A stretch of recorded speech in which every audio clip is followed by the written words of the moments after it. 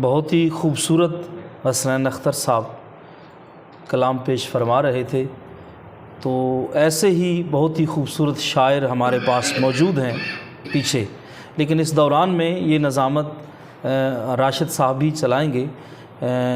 ان کے دوران میں ان کے پڑھتے ہوئے کچھ ایسی ہستیاں تشریف لائی ہیں کہ جن کے بارے میں شاید راشد صاحب جو ہیں وہ ان کو نہیں جانتے ہوں گے، تو میں نے کہا کہ چلو میں پروفیسر نیاز اعوان صاحب تشریف لائے ہیں، پنڈ دادن خان سے استاد الاساتذہ ہیں، تو یقیناً عمیر یاسر صاحب کے حوالے سے میں پہلے عرض کر چکا ہوں کہ یہ سمبولیکلی تو ہمارے اس ایک روایتی اجلاس کی صدارت کر رہے ہیں، لیکن عمیر یاسر صاحب جو ہیں وہ نیاز اعوان صاحب کے شاگرد ہیں، تو ان کے ہوتے ہوئے یقیناً ان کی صدارت کسی صورت بھی ہمیں برداشت نہیں ہے تو انہیں کیسے برداشت ہوگی۔ تو میں اپنی کرسی میں نے آپ کے لیے خالی کی ہے، قبلہ آپ پلیز ادھر تشریف لائیں، آپ ادھر تشریف لائیں۔ بہت شکریہ، بہت شکریہ۔ لیکن آپ کا شاگرد جو ہے وہ آپ کے ساتھ، ہم بھی آپ کے شاگرد ہیں سر، تو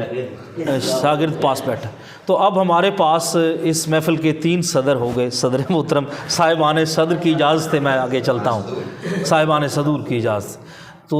بہرطور اس دوران میں پروفیسر حافظ اکرام صاحب تشریف لائے اور ابھی مجھے نظر نہیں آ رہے، اچھا بیٹھے ہوئے، جناب علی پروفیسر ذیشان گوندل صاحب تشریف لائے، اور ہمارے ایک دوست آنے تھے آپ کے ساتھ، عدیل صاحب۔ عدیل صاحب سے میں گزارش کروں گا کہ آپ کے لیے ہم نے آپ کی نشست خالی چھوڑی ہے، آپ ادھر آ جائیں تو مہربانی ہوگی آپ کی۔ عدیل اب جی ذرا آ جائیے، پتہ چلتا رہے کہ آپ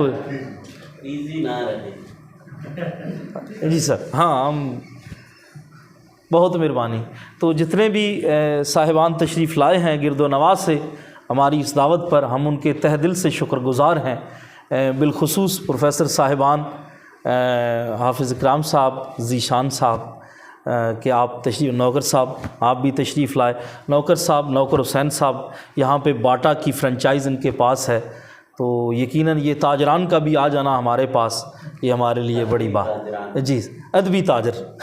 بہت مہربانی۔ تو راشد صاحب اس پروگرام کو آگے چلائیں گے، بہت شکریہ۔